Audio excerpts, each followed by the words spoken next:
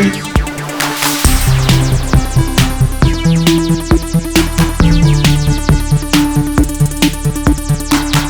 everyone, welcome to GameFace episode 145 on SIFTD Games at SIFTD.net. We have a very, very special episode for you guys this week.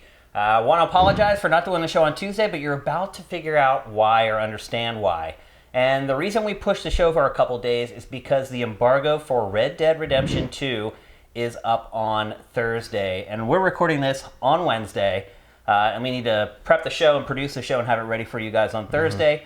So that's why there's nothing. I don't have any health issues. There's nothing serious going on.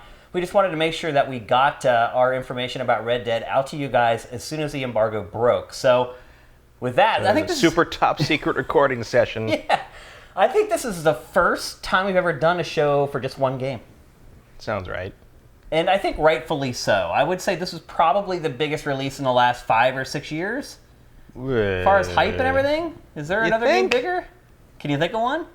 I don't know if the hype is that big outside of the gaming core circle. Yeah, they're marketing the crap out of this game. I think this is going to be a thing that like the mainstream discovers on like launch week. Yeah. Like I mean, obviously this week, but like you got a lot of commercials. I'm impressed by how like the media blitz Rockstar is doing because like everywhere. Rockstar doesn't really do that usually. Like, but I feel like this isn't GTA. It's not going to sell itself on the name automatically, so you got to push it. You got to get it there. So I'm actually pretty impressed by how well they're exposing the game and pushing it out and reminding you it's there, and like they're really doing an above and beyond job on that, I would say. Also, there's other coverage of Red Dead 2 up on SIFTD today at Embargo Break. We have the first hour of the game being played, and I try to stay out of that as much as possible. I add commentary here and there, but for the most part, it's the first hour of the game. We recorded it at an extremely high bit rate to make sure it looks as good as possible once YouTube basically trashes the file. So we really concentrated on making sure the media for this game looks great, and you're looking at a 1080p version of GameFace right now. Whoa! Yeah. And we have tons and tons of footage of the game that we're going to cut in with this show, so you're going to get a very, very good idea of whether it's for you before you're done watching this. So without further ado, let's get to it. Let's talk about Red Dead Redemption 2. I received the game this past weekend. I've been playing it for 4 or 5 days. I'm not finished. I'm guessing I'm about 2/3 of the way through the game, and I'm about 30 hours-ish into it. Probably the first thing I should do is set up the story for everybody. So not Assassin's Creed Odyssey. Huge. It's not Assassin's Creed Odyssey, Persona 5, like ungodly length, but it's still a big game. And I guess the first thing I should do is set up the story, because I think people have a rough idea of what the story's about, and I'm not going to spoil anything. Most of the stuff I'm going to talk about with the story are things that happen very early in the game, and in fact, most of them you're going to see if you watch the first hour of gameplay on SIFTD. Most people know it's a prequel. Based upon what I can gather from the information in the game and the information from the first Red Dead, it seems to be set about 20 to 25 years before the first Red Dead Redemption. Now, the Marstons obviously were a big part of the first game.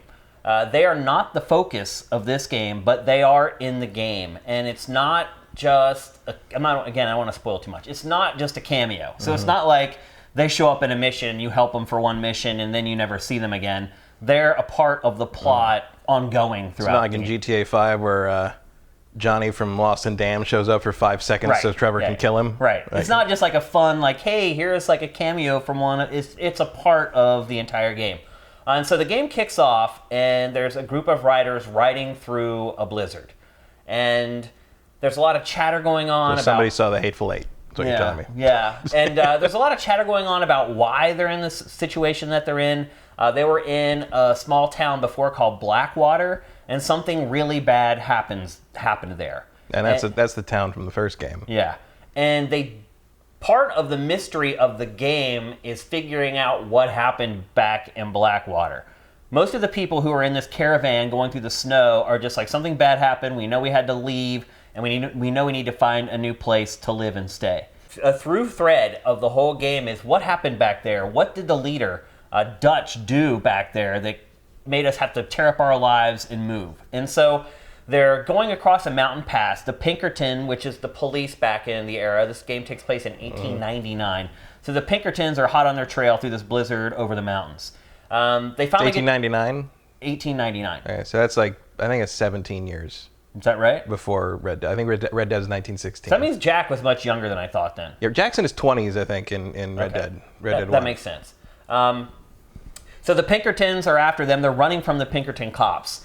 And one of their gang members is on his deathbed. And basically someone comes up to the lead carriage and says, hey, we need to do something or he's going to die. So the leader, Dutch, sends a couple riders out ahead of the caravan to try to find something.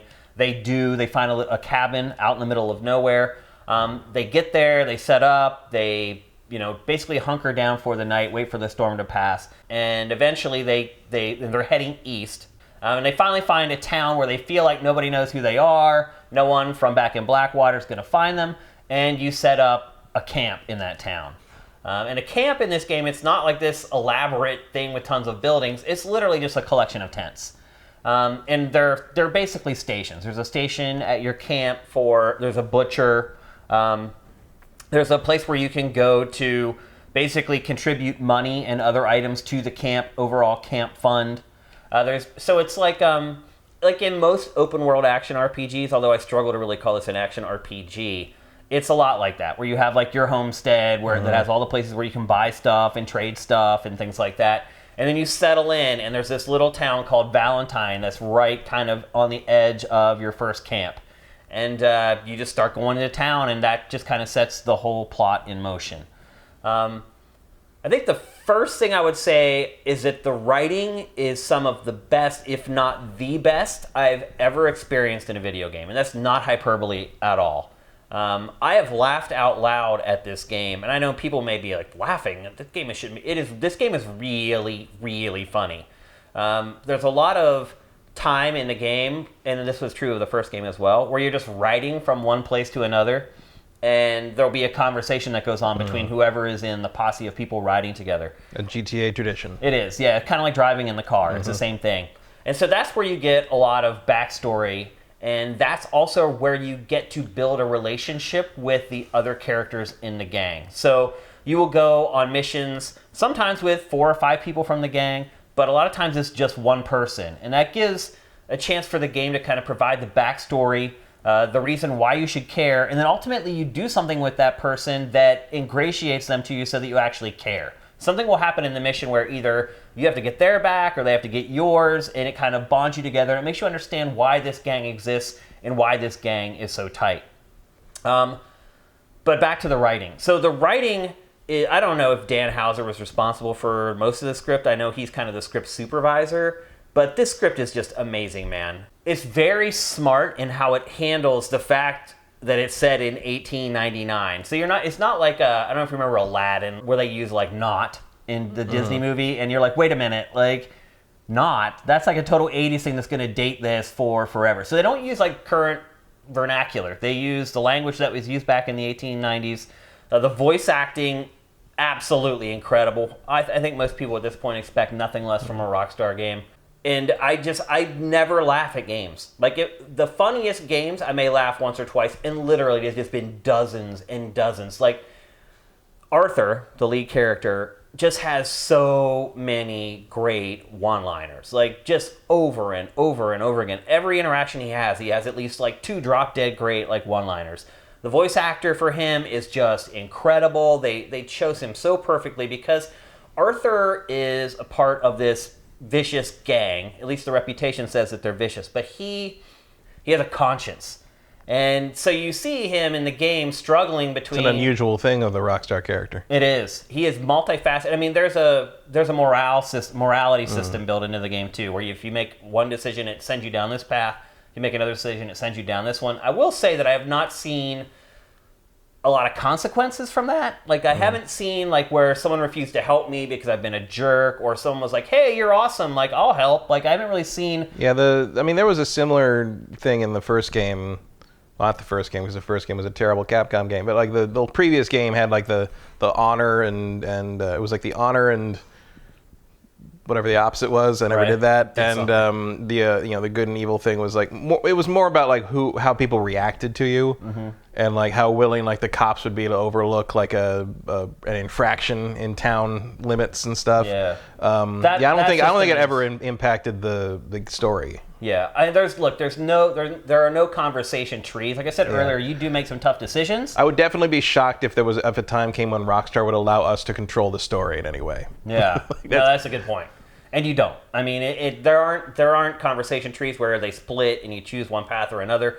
They're physical actions where you decide to do one thing or another.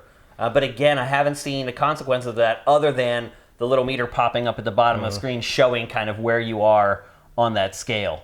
Side missions are pretty good, I have to say. As far as like the characters that you meet, I've been surprised at...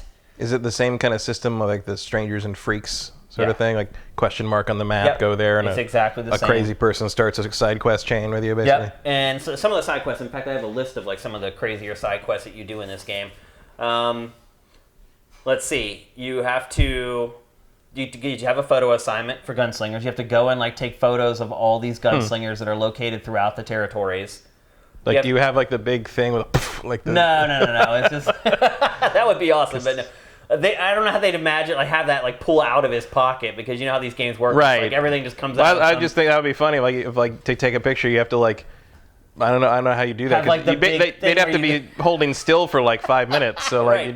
That's how they worked back then. That's what the hog tying is in this one. You just tie him to a chair and set everything up, and you have to play a QTE to set up the tripod properly.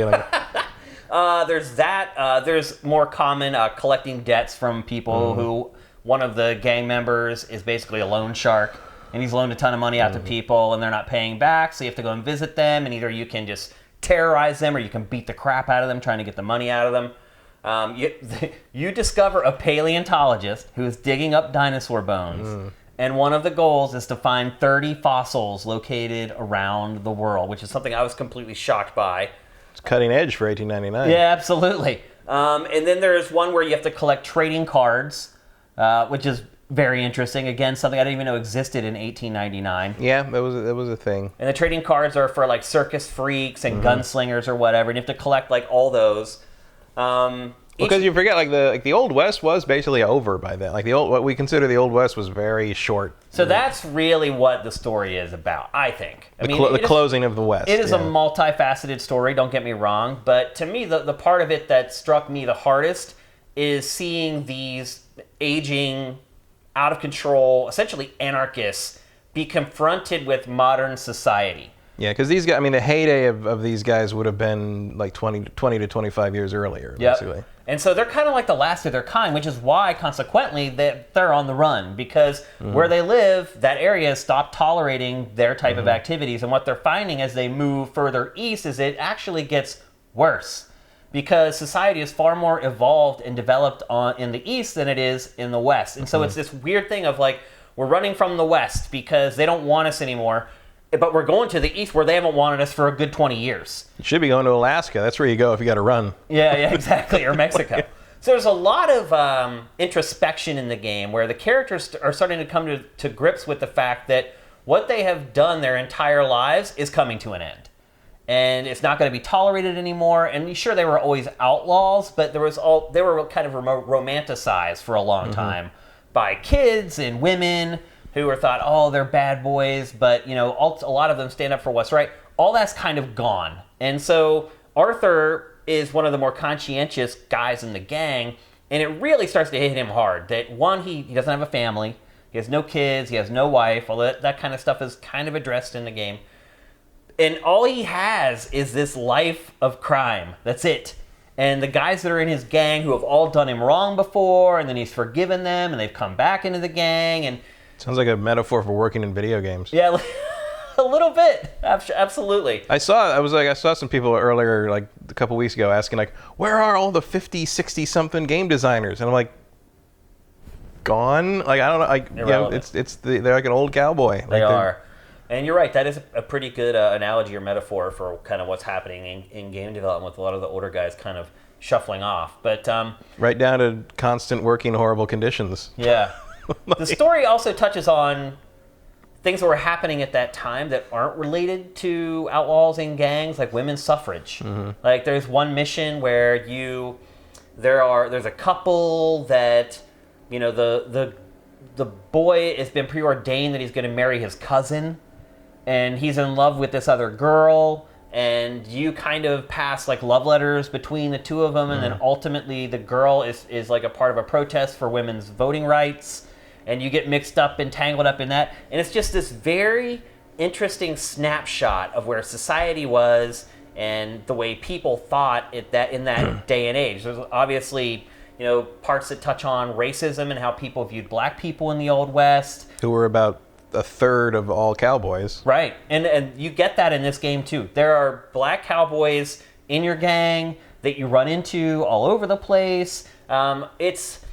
It's not a history lesson. I would never say Rockstar is going to teach you what happened in the late 19th century. Rockstar's games make it. I mean, this is the same universe as GTA, and I think they've definitely connected them. Like, this is the history of the GTA world. Yeah, and I think Rockstar does a pretty good job of establishing that this is not reality. Like, these games do not take place in our world. And look, they changed like the names of everything. Like, I honestly really have no idea exactly where in the western United States it's set, because it's like the Grizzly Mountains, and right. Well, it's that's like, the I'm Rockies. assuming it's like Colorado and that whole area. Rockstar always does that. Well, they did in the first one. Like, you kind of go up to they kind of span from like the lower Rockies down to Texas and a little bit of New Mexico, and then into Mexico once you cross whatever they call the Rio Grande. Yeah. This one looks like it goes a little further east, and it's sort of like an Oklahoma, Kansas area. Yeah. One thing I would say though is I feel like the story in this game is going to resonate with older players more than younger players. I could see where people who are young and maybe not all that concerned about history at this point in their lives might get a little bored with it. Yeah, well, I think it's interesting to see how like a lot of the AAA stuff, the storytelling has, like, I don't know if the writing is more mature, but like the content or the focus has aged up to focus on people more our age and are close to it. Like, and I think I touched on that earlier in the year when I talked about how many games are about dads now. Like, because the people who play video games, like the core audience are, you know, they're late 30s and they're all having children. And you even see that with the current like game journalism like size. Like a whole lot of editorials these days are about toddlers. Yeah, because that's you're right. Everybody's having the new generation of writers are having children, and apparently that's the only thing you can write about once you have a child. So yeah, if you're friends with a lot of them on Facebook, it's pretty insane. It's really all they talk about.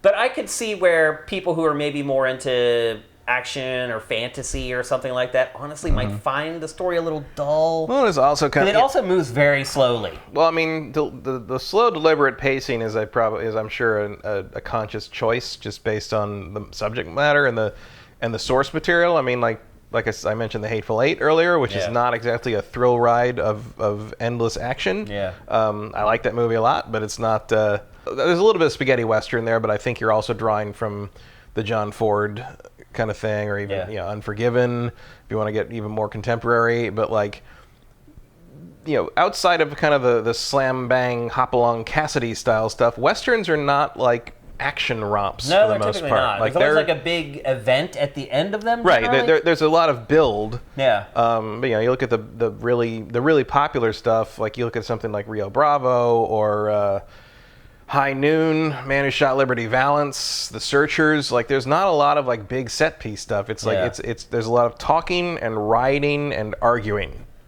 There's a lot of that in this game. Eventually, somebody's going to pull a gun. But it doesn't happen as often as you might expect if you made the movie like today. Yeah. Like, you know, where every big movie has to have like, you know, every act has to have a big action set piece in it, you know? And the setting for this and the time period doesn't lend itself especially well to things like that, because you're just kind of hitting the Industrial Revolution.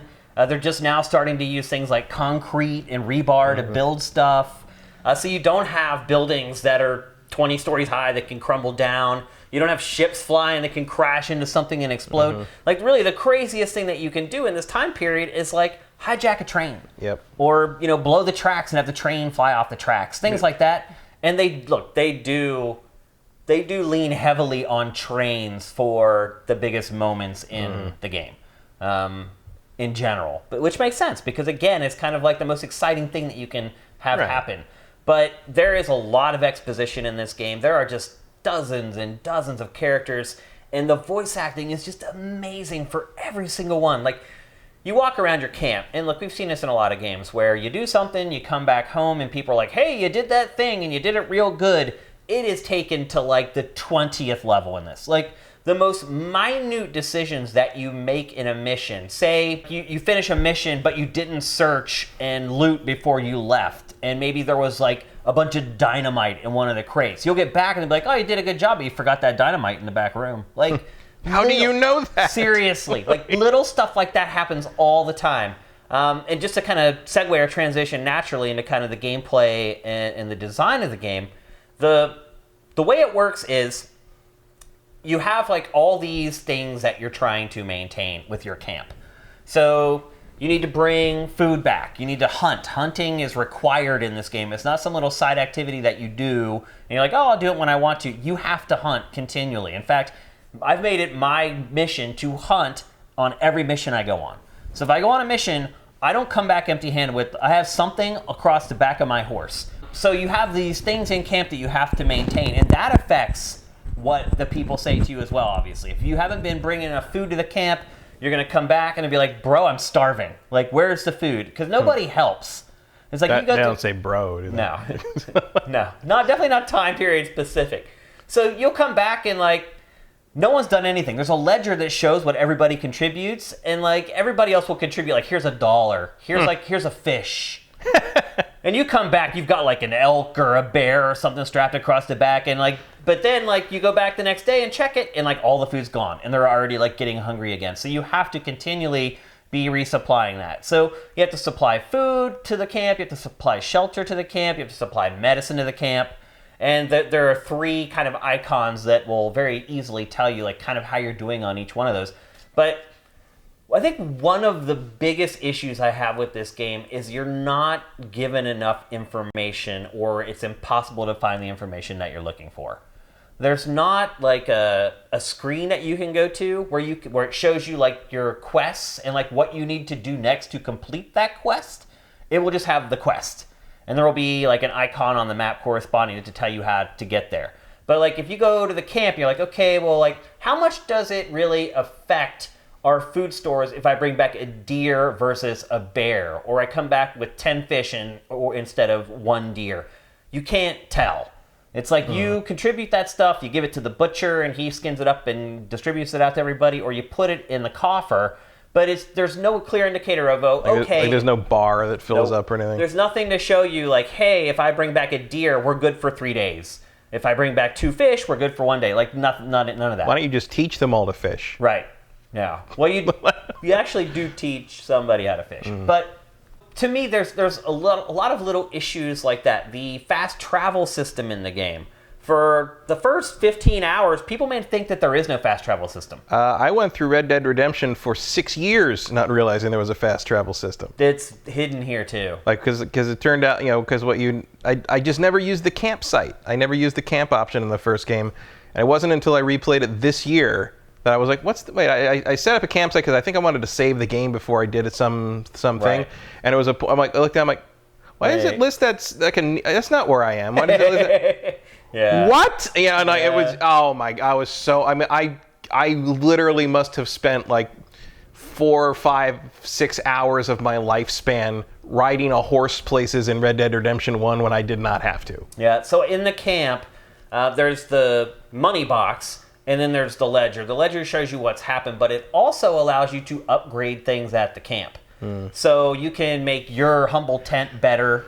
You can make Dutch's tent better. Can you make the butcher get more mileage out of a bear? I think you kind of can. Like a better butcher? You can improve the food stores, you can improve the medicine, and then you don't have to babysit that stuff as much as you were doing before.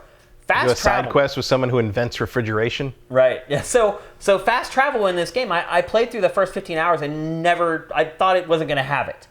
And I went and dug into that ledger I was just talking about, and there is an upgrade in there that you can buy that is a map for Arthur's tent. And so you buy the map, and it's expensive. And you go back, and it's on the back of your tent, and then you can fast travel from the camp to someplace, but you can never fast travel back to the camp. Which seems like the thing you'd probably want to do. Right. So there are railroads and stagecoaches. You can use those to travel from town to town, from any town that you've already been at. But there's no easy way to just go out, like fast travel to whatever town you need to go to, do the mission, fast travel back to camp, and then turn in all your stuff and get ready for that. You can't do that. So I found that I'm afraid to fast travel a lot of the times, because sometimes when you fast travel to a town, the horse doesn't come with you. And so if you get stuck out at that town and you try to get back to camp, you have to either steal a horse to get back, or you have to hoof it like the whole way back. Now sometimes the horse has been there. I don't know, maybe it's a glitch, it's not perfect yet, but I've had times where I've fast traveled somewhere, the horse showed up. I've had times where I fast travel somewhere and the horse is gone. And that is kind of an issue throughout the entire game, in my opinion, is you cannot count on where the horse is going to be. And so leveling up the horse is one of the things that levels up, is how far the horse can be away to hear you whistle for it. And even at the top 4th level of the horse bonding leveling, it's probably still only like 200 yards for the horse to hear you. Wow. Yeah. So I have spent... That doesn't seem like a thing that adds anything to the game. It doesn't at all. Like, why not just let me summon the horse? I have spent so much time, one, just riding. You ride in this game so much. Before you get the fast travel map from in a camp, you ride so much. And like I said, they try to fill the time with conversations between characters. After you've done that once and you kind of understand, like, hey, this is this person's story, this is where they're coming from, this is what they believe. After that, it's just a long ride. And it's the riding in the game, it's not as fun as driving a car around like New York City or Los Angeles in a Grand Theft Auto game. Well, I think a lot of it is the horses have a lot to keep an eye on, and this is one case where if you're not keeping up on, actually I should go back. So the point I was getting at with the camp is, people may be hungry or sick or whatever at the camp. I never saw any consequences of that in the game, other than them just being angry when you come back to camp and giving you an earful and saying, oh, you're a terrible leader, blah, blah, blah. How they react to you changes. I've never seen it actually change the structure of the game, though. And maybe that happens later. I don't know. I'm really far into the game and it hasn't happened yet. But I did get the map and fast travel way later than I thought I would, so it's a possibility. So that is one element where all the busy work that you're supposed to be doing so far doesn't seem to have an impact. But with the horse, it absolutely does. So the horse has like 2 meters that it governs it. It has like a stamina meter and like a food and health meter. And so you constantly have to be feeding the horse. You have to brush the horse. You have to constantly pat the horse and calm it. When you're riding, sometimes you need to calm the horse, because if you use the turbo, for lack of a better phrase, on the horse so it runs at full speed, eventually it gets tired and it gets angry and it will buck you off. And you can hear it. It'll start to like neigh and like give you clues, and you click down on the left analog stick and you'll like pat the horse while you're riding to try to calm it down.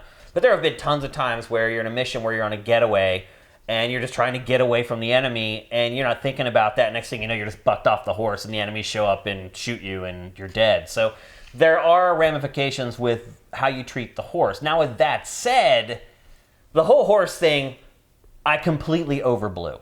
Like, I thought that it would be this, you build this relationship with this horse and you go through all these tough times together and you love the horse, and if the horse dies, and if the horse is permadeath, and I thought when the horse died, I would be completely distraught and like, oh, and be angry that I spent all this time raising the horse. That's really not how it works. The horses only have like 4 levels. And so you can get a horse from just got it to level 4 in like a couple hours. So it's not like I did have the same horse for like the entirety of the game for the first like 20 hours. I did manage to keep that same horse. And he just disappeared. I just came back from a mission and my horse wasn't there. I was like, where did he go?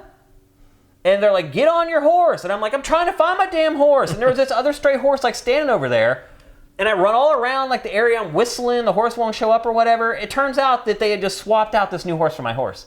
I never saw the horse die. They never told me the horse died. And the only reason I finally figured out that that was my new horse is because I saw my gear on it. But again, within like an hour or two, the horse was right back to the level that the prior horse was at.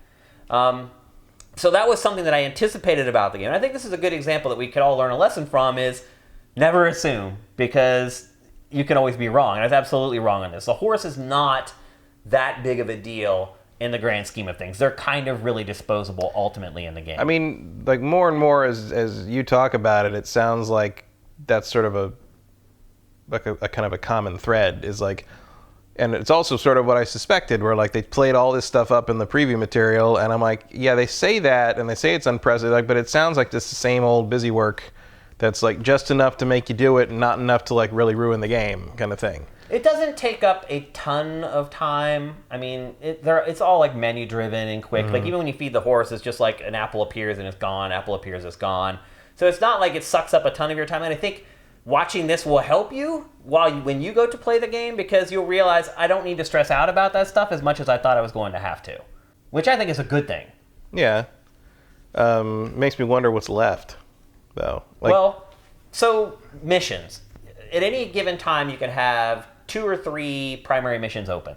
And then you can have side quests, although the game doesn't really, like when you go to look at the map screen, it doesn't really say this is a primary mission, this is a side mission, which most games do. It's just like, here's the missions that are available. The actual side missions that happen on the fly. So you're just riding down the trail and you'll hear somebody scream or you'll hear someone say something and you'll see like a white blip on the map just pulsing. And these are things that are just happening in the environment as you happen to ride by, although they are triggered by you riding by, as I found out when I failed it and then reloaded and came back and I got to try it a second time at the same exact spot I was riding on the trail. But it'll just be like, hey, they're holding this guy down, they're going to shoot him. And these are a lot of the missions where you have to decide whether to be the good guy or the bad guy. And sometimes it's not really clear like what being the good guy is. But there's lots of interesting little things that just as you're riding around will pop up out of nowhere. And then like I was talking about earlier with like the more structured like fetch quests where like, hey, find all these dinosaur bones or collect all these trading cards. Those are things that kind of run throughout the entirety of the game. And you may not finish them at all, or you may finish them right before you wrap up the game or whatever. But overall, I think the quest structure is pretty straightforward and pretty easy to follow. There's a waypoint system with the map. You can zoom in, you can zoom out to find icons. You can set a waypoint, and you can ride to the waypoint. The game obviously encourages you to stay on trails. So a lot of times, like the waypoints will go like this instead of just going in a straight line from like point A to point B, when all that's in between the 2 points is a field or whatever. So I highly recommend right from the get-go, do not follow the trail that it's telling you to take. It'll be a lot quicker if you just ride straight. And I've learned this lesson for you because, again, you ride a lot in this game. A lot. And one thing that's a little bit annoying about it is you can hold the X button on PlayStation 4 and your horse will trot along with the speed of the group. And then you can like double tap it, you can take the lead in the group, or you can like double tap R1 and you'll fall to the back of the group. So you can create kind of like this pack mentality in that way.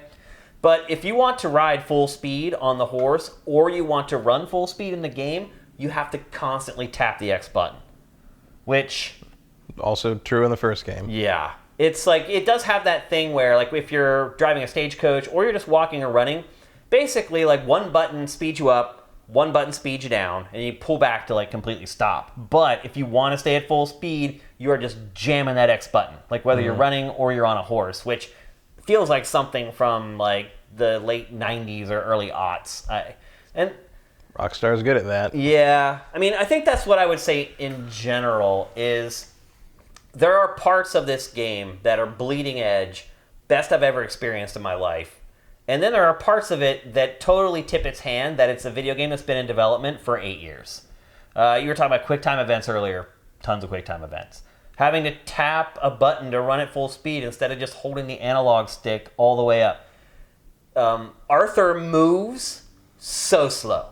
So slow. And the game continually puts you in these zones where it controls how fast you walk. And you literally walk like a snail. It has been one of the most infuriating things for me. Like, when you're in that state, if you tap the button as hard as you can, you walk at like normal speed. Like, you can't run in camp at all. You have to walk like really slowly as you walk around the camp to go from one thing to the other.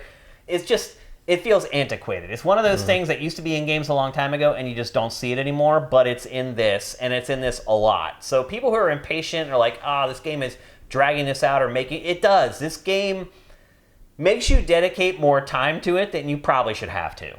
between having to ride so much to so many places before you ever get the ability to fast travel, and then once you do get fast travel, it's not really fast travel. It's kind of like this compromise between full fast travel and something else. The fact that you're constantly slowed down, I think a lot of it has they want you to like gawk at the environments, which fair enough, they are stunning and amazing. But after the first 5 or 6 hours of that, you're like, okay, I want to just be able to run as fast as possible everywhere, all the time, anytime I'm doing something. It should be up to me to control how fast I do something. The game should never put a brake on me, essentially. And that's what you get in this, just constant moments where, nope, you got to walk real slow for the next like 5 minutes and listen to this guy talk about something you may or may not care about. It's so weird that like tedium simulation is like a thing now. Yeah. Like I don't know what that's coming. It's like the Star Citizen demo where they constantly talked about how you had to wait around for trains. Yep. And like what you said about enjoying the ambiance, it's like, yeah, like they're saying like, oh, good thing we made this train, or you would have had to wait for 5 minutes to get to see it. And it's like, I mean, yeah, that's a cool thing the first time it happens. What about the 50th time you missed that train? You know? Like you can only look at the sunset over the plateau so many times before you're like, man, I wish I could just get back to the fucking camp. Yeah. The weakest part of the game easily is the gameplay. It's Grand Theft Auto 5. Like, they really haven't made a lot of changes to how you control the character or, like, for the aiming. Like, the aiming is still this over-aggressive auto-aim. Like, you just squeeze the trigger, and, like, your reticle could be here, and it will just snap over to this enemy. Like, just bam, like that. Like, and it makes sense in some cases, because there's some missions where you're riding a horse and you have wolves chasing you. You need to shoot wolves. Like, there's no way you'd be able to do that while you're riding on a horse if you have full control over the reticle. I get it. But when you're in a shootout with a bunch of guys and you're in like a barn or whatever and they're coming at the barn, like it just doesn't make any sense whatsoever. Sounds a lot like the first game. Like everything you're describing sounds familiar. Like, and sometimes it was useful in the first game where it's like, well, I can't see anybody because everyone's just the same color as the ground because everyone's wearing brown. So I'm just gonna it'll automatically snap on. Automatically snap. That's one guy. If you see any movement, oh, I guess he's dead. Like it's like, you know, you kind of auto aim your way through the game. Because the game, one. I will say this: like the game is kind of set up to work with it. It's the way they send enemies at you and the things that they ask you to do. I mean, they've built the game around the idea that you have this insane auto-aim. Because you'd never be able to take on that many enemies if it wouldn't just snap to like the enemy as soon as you target them. Yeah, the previous game definitely was assuming, because I think you could turn most of that off and do it manually, but you'd never get there. Like, you wouldn't need a mouse. Yep. And since they never made a PC version, like that was not an option. Deadeye returns, but it's basically the same thing. While you're shooting, you just click down on the right stick. Yeah, the right stick. And at first you can just use Deadeye, which slows everything down. But as you level up, so you have like 3 attributes basically as Arthur that you have to build up. And they just build up with use. There's a few pickups that you can get that will help with that. But for the most part, you have to actually do stuff out in the world and they will slowly fill up. So as your Deadeye improves, you can then start tagging multiple enemies. So you bring up the reticle, then you click down on the right stick, then you get the reticle over every enemy and tap the R1 button on the PlayStation 4 controller, and then you release it, and it's just bang, bang, bang, bang, bang. It shoots all of them. Cool, but something that was in the last game hasn't really been morphed all that much. It still has this weird like jump button where he jumps but doesn't jump and does like this hover thing. I don't even know why it's in the game. It's in there because it's also the clamber button to climb over fences and things like that. But it's just very awkward just getting around. Again, because of the way the speed works with the character and the fact if you're not tapping X while you're walking, you're moving at like a snail's pace. There's a cover system in the game that is probably one of the worst I've ever experienced.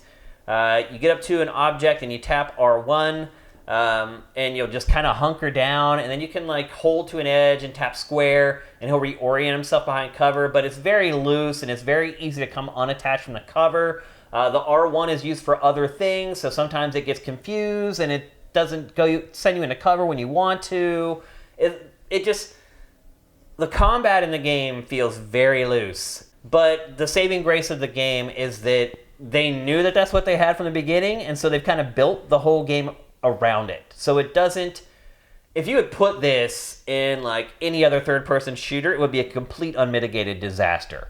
But because they have kind of reverse engineered the game around the way it plays, it's not as annoying as you'd think. I mean, I've probably died from the cover system being weird like 5 or 6 times so far. Sounds like it'd be easier to just make a good cover system. Yeah. Than engineer your game around the shortcomings of combat. That what you're describing sounds an awful lot like the last game. It's Grand Theft Auto 5 with the cowboy skin as far as gameplay is concerned. I mean, that's really what it is. All the same features minus Deadeye, of course, but the way the aiming works. Yeah, you kind of had something like that in GTA 5, depending on the character. Yeah, I guess Michael you're right. pretty much had Deadeye. No, you're right, he did. And so, like, when you lock on, your lock-on's always in their chest. So you get in this habit of lock-on, lift up slightly to try to get to their head, and then squeeze. So it's like lock, lift, squeeze, lock, lift, squeeze. And you do kind of get into a rhythm of it. It just makes the game feel antiquated in that regard, which I think makes it stand out even more because, like I said, some other parts of the game are so far advanced beyond what we've experienced before in games that it just kind of sticks out like a sore thumb. I definitely felt that with like the early, like when they first showed like the early trailers and they kept with the VO about how like, gameplay like you've never seen, and I'm just like, I don't see anything I've never seen before. Like it looks like the same stuff.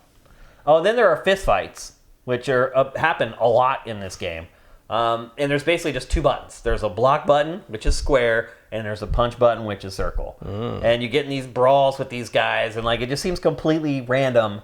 Whether I think I've won them all, but I've gotten beaten up really bad before, and it didn't seem like there was really getting good at it or bad at it, because the enemies don't really have patterns. It's like sometimes you can land a 2-hit combo, you try to do it the next time, you land 1 hit, and then he like knees you in the nose or whatever. So the melee stuff is a big part of it.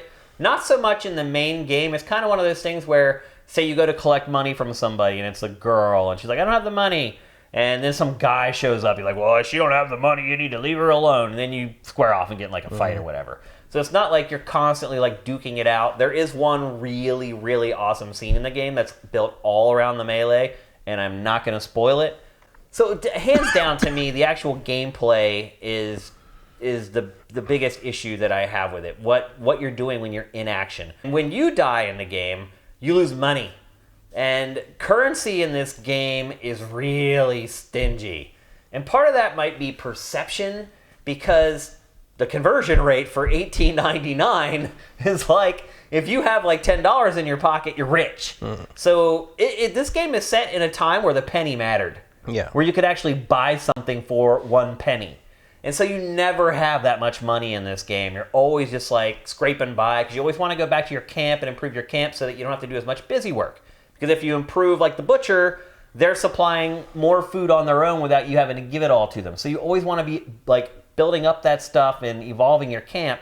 ABC, always and it's be camping. expensive. Like I was telling you earlier about the map that lets you fast travel. It's $350. $350 is like $100,000 back then. Like you have to work your butt off to get that money, and you spend it and you're broke. So the currency in the game is pretty stingy. Like you'll go on a big heist and you're like, there's all this money in the back room. You go get the money and you split it up and you made like $14. Like that's kind of where the economy is in this game. Also, we want to talk about like the wanted system, which again is something that's very common in Rockstar games. The wanted system in this game is so sensitive. I have had people report me for crimes when I didn't even do anything. Like, I'll just be standing there. It'll be like, reported for crime. And sometimes you can see the people who saw you commit the crime, and an icon will pop up. You can chase them down. You can chase them down. You can beat them up, or you can kill them so that they don't go and report you to the authorities. Or you can actually, like, negotiate with them in some way and get them to say, okay, I'm not going to report you. Which is kind of cool. But once the heat is on in this game, first of all, it's hard to not have the heat on. Even though there's a morality system, the game forces you to do bad stuff constantly. It's like, even you do bad stuff that doesn't actually negatively contribute to your morality meter. It's just because it is who you are. You have to rob people, you have to beat people up, you have to do stuff you may not want to do. But the warning system, like once it's on, so if you go to a town and the warning system's already high and you do something and sees it, the town goes into lockdown, which means for extended periods of time, you cannot go into that town and use anything in the town. All the stores, all the tack shops, the stables, everything's shut down and you can't use them. Can any of that spill out to your camp, or is the camp always safe? Camp's always safe. Yeah, I've never seen a Pinkerton or a Marshall show up at the camp yet, which is good, because that would just be total chaos. It might be kind of awesome, actually. But, and then, like, if your level goes up, like, you get to the point where you have U.S. Marshals coming after you, that will take, like, 10 bullets before going down, which is completely absurd, because it's like I shot him in the head 3 times, and he's like, whatever, like... They just basically increase the hit points of the characters. They don't have armor on or anything. They just like, I can take 20 bullets, that guy can take 2.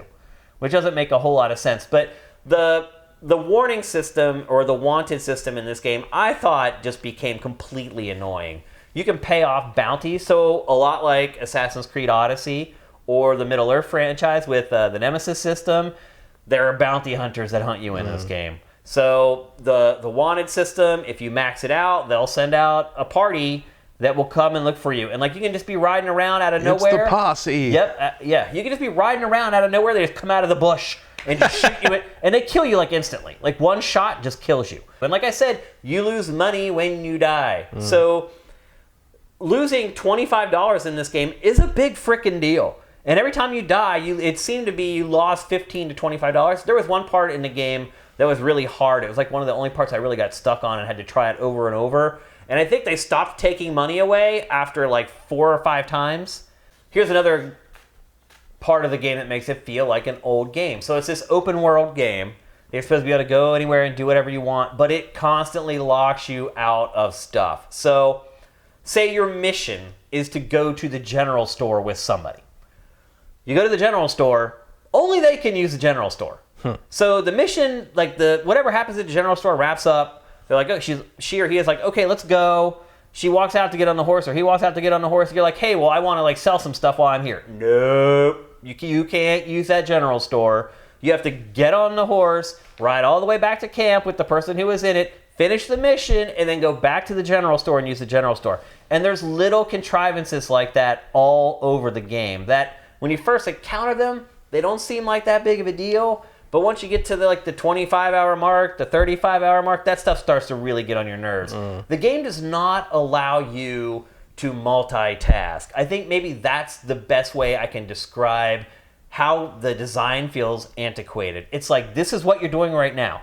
This is all you can do. You do it, you finish it, then you choose what you want to do next, and then you do that. There's no, like in Assassin's Creed Odyssey, there were times in that game where I just started completing quests. Like out of nowhere. I didn't realize I had done anything to complete a quest, but like I completed the main quest I was on, and as that rolled up, then came like 2 more. Oh, you also did this, and you also did this. That does not happen in this game. There are some things you can do whatever you want. Like when you get the fossils quest, you can just quit doing everything else and go look for the fossils if you want. But for the most part, once you're locked into one quest that you're doing, that's all you can do. It's like the game calculates in a binary way. It's like either you completed it or you didn't. If you did, you can do this. If you haven't, you're stuck doing this. It's like this weird dichotomy of this game, in some ways, feels like something I've never played before and does things no other game has ever done, but then it also kind of has this one foot, like, stuck back in the old Rockstar open world design. Sounds like presentationally it's really on the cutting edge, but in terms of where the rubber meets the controller, you're kind of doing stuff you've done all the time before. The presentation in the game is incredible. Without a doubt. Like, just the way they choose all the camera angles for the cinematics and the way the game will intersperse breathing moments where, okay, you just had this mission where you had a big shootout and maybe one of your gang members died or something. But then on the next mission, it will just take time to just cut as you ride to your next location. Like, way away, like you and a partner with, like, awesome music. Music in this game is incredible. I'm not a country music fan. I am a fan of this country music, which to me is like the real country music, which is a cowboy music. It's just incredible. And they'll play those songs, and they'll just basically show you like a 2 or 3 minute cinematic of you and your posse or you and your partner just riding through the wilderness with these gorgeous vistas or these waterfalls. And it's basically them just saying, look at what we did, which is fine, because what they did in that regard is absolutely amazing. It is, I struggle to say it's the best looking game I've ever played. And I think the character models are what hold me back from that. They're good, but again, after playing like Spider-Man and a couple other games in the last 6 months, again, a sign that the game's been in development for 8 years. It's like you're trying to play catch up and keep up with what everyone else is doing. That's one regard where maybe they fell a little short. But the attention to detail and the visuals in this game is frickin' ridiculous. The stuff that you'll notice. So, there was one time where my horse and I, first of all, like the horse, like when it gets on the side of a hill, it'll start sliding and like try to like adjust its legs to account for like the momentum of going downhill. Just little stuff like that. There was one time where I was sliding down a hill and I stopped. And once I stopped, I saw all the pebbles and rocks and dirt keep sliding past me and like tumble on down the hill. There are just little like things like that all through the game. A lot of stuff I think a lot of people will never ever notice. So once you kill an animal, you can skin it. And again, the inventory is also weird in this game. It's like you have your own inventory. The horse has an inventory, a saddlebag or whatever. But like putting something in and out of there is like this very weird thing. And like trying to get something out is like impossible without just discarding it. Again, it feels like something that's from like another time. But the horses, like the inventory on the horses, you can use it to like store skins or whatever. So what I do is like I've killed the animal. I whistle for my horse. While the horse is coming, I skin the animal and pick up the skin. Then when the horse gets there, I take the skin, I put the skin in his saddlebag, then I pick up the animal carcass and lay it over the back of the horse. And so it's gross. So you're riding around with this skinned animal on the like a gigantic skinned animal on the back of your horse, and like you're completing missions because everything's real time. So if your horse has a dead animal on the back of it in the cutscenes, you're on a horse with a dead animal on the back of it, which is kind of awesome. But like the animal will start to discolor over time. It'll start to rot on the back of your horse, and sometimes you get caught in these multi-part missions where you're like, okay, I got this on the back. I'm going to complete this mission and then go back to camp and turn it in. But you end up getting tossed in like 3 missions in a row. By the time you're done, the carcass is like rotting. You take it back and they're like, oh, we don't want that, or it doesn't give as much sustenance to the camp as it would have if you got it back like right away. So there's all kinds of little Does details. it help if you don't skin it immediately? Probably, I don't know. I haven't tested it. Because I got in this weird thing with the inventory and I figured out a system that worked for me so that I could keep the skin and get the food to the camp, and now I just keep doing it over and over because I don't want to screw it up. So I honestly don't know. It's possible. But, you know, when you go to sell pelts, like, there's a thing called clean kill. So when you're hunting and you go to shoot an animal, you should always shoot it with your bow. You should never use a gun on an animal. And when you shoot it with your bow, when you have the bow pulled back, you can tap square and you'll whistle. And that will make the animal stick its head up. And when the animal's head is up and the animal is alert, that's when you can shoot and get a clean kill. It makes no sense in reality whatsoever. But it is a cool kind of little mechanic that adds a little something to the hunting or whatever. But that also parlays into more money. So if you get the clean kill, you take the pelt in, and the difference is huge. It's like the clean kill, you get $100 for the pelt, which is a ton of money in this game. If you've like shot it poorly or like shot it multiple times, you'll get 10. So there's a lot of incentive. And again, the money is so tight in this game. Every dollar matters. There's a lot of incentive to make sure you get clean kills when you're out hunting before you turn them in at the general store. And then, I mean, I could just go on and on about this game. So there's, you know, there are general stores, you can sell stuff to them, but they won't take stolen goods, so you have to try to find these fencing places that will take stolen goods, and they're hard to find, and then you got to get there, and it's an awesome game. Absolutely awesome. But again, I feel like the 8-year development cycle for this game has not done it a ton of favors. I feel like if this game had been started 3 or 4 years ago, it would feel a lot more current than it does now. It also makes me a little bit nervous for Grand Theft Auto 6, if I'm being entirely honest, because if they had this much time with Red Dead 2 to kind of get it to another place and didn't.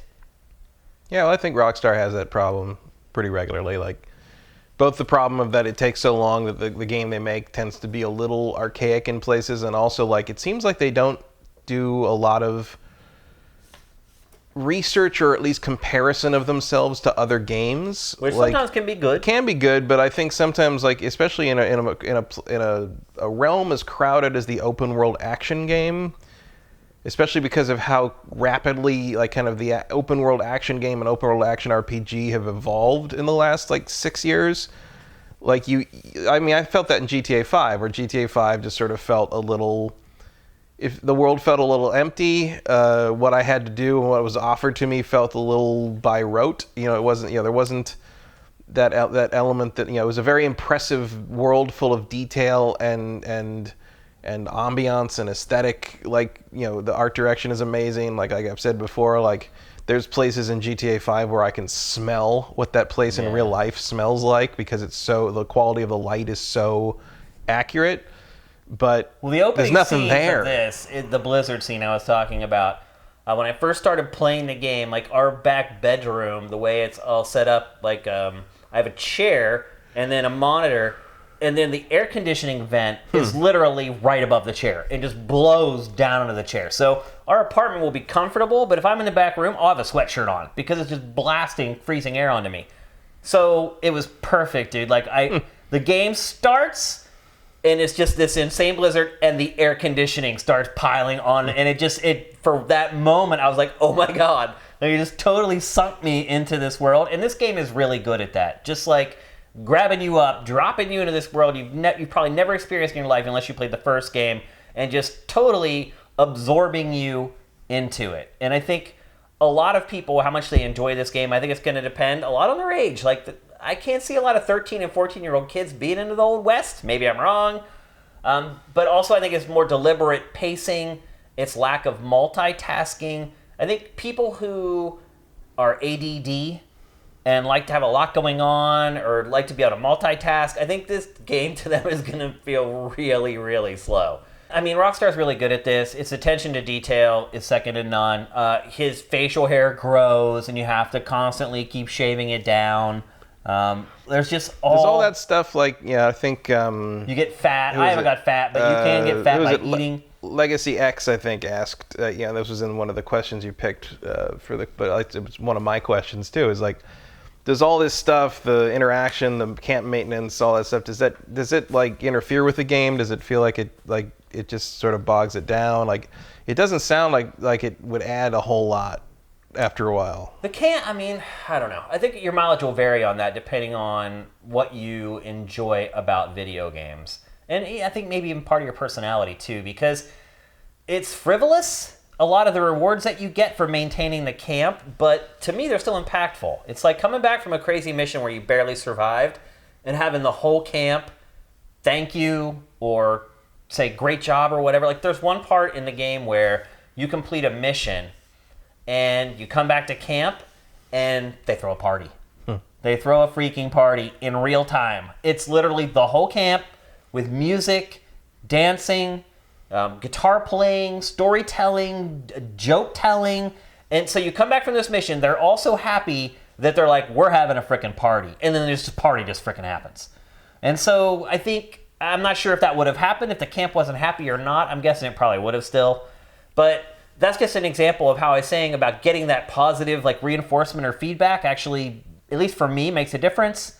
And I think knowing now that you've watched this or listened to this, if you're listening to the podcast version, knowing that the camp stuff isn't like a do or die proposition, I think will let people start the game with their mind at ease. Because when I first started it, I was OCD about the camp.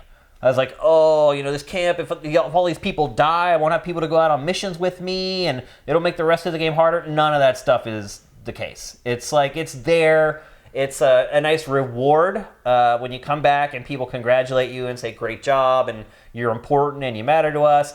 And it doesn't sting all that much when you come back and they're like, I'm hungry. Although I will say, when a little kid walks up and says, I haven't eaten in 3 days, like, it does make you like, okay, well, I need to go out and get a freaking deer. Like, so I wouldn't say it's all completely frivolous. If your stamina runs completely out and you're aiming, your aim will just be like all over the place, or you won't be able to like hold the gun up. So there are, for every system but the camp stuff, there are consequences for not maintaining that stuff. Is it busy work that drives me crazy?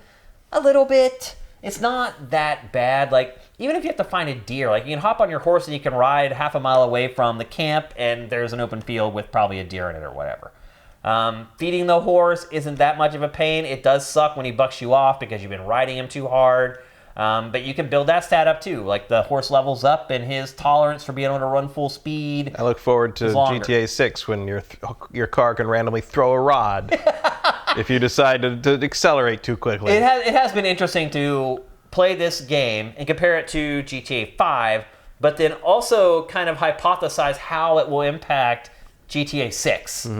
Because I think there's probably a more direct line between this and GTA 6 than there was between the first one and GTA 5, because it's the same. Yeah. It's more of the same people working on it. Yep. So the question you're all asking is, like, should I buy the damn thing? Because today's Thursday. We're recording this Wednesday, but it's going up at embargo on Thursday, and then the game comes out tonight for you guys or tomorrow, depending on your work schedule or if you have time. The question is, should I buy it? And, generally whenever I do podcasts about games, I try to bring up a lot of the issues that I found in the game. And my intention isn't to turn people off from the game en masse. My intention is that there are certain people for which there are deal breakers. There are things in games that when they find out they're in there, they're not going to buy them. And so when I talk about games in podcasts, I try to share all the issues that I found, because one of those things might be something that's a deal breaker for you. That does not mean that the game is not good. In fact, the game is great. I think expectations for this game weren't just that it was going to be great, but that it was going to be the game of the forever. And I think, even though I haven't finished the game, I can say at this point that I think it falls short of that.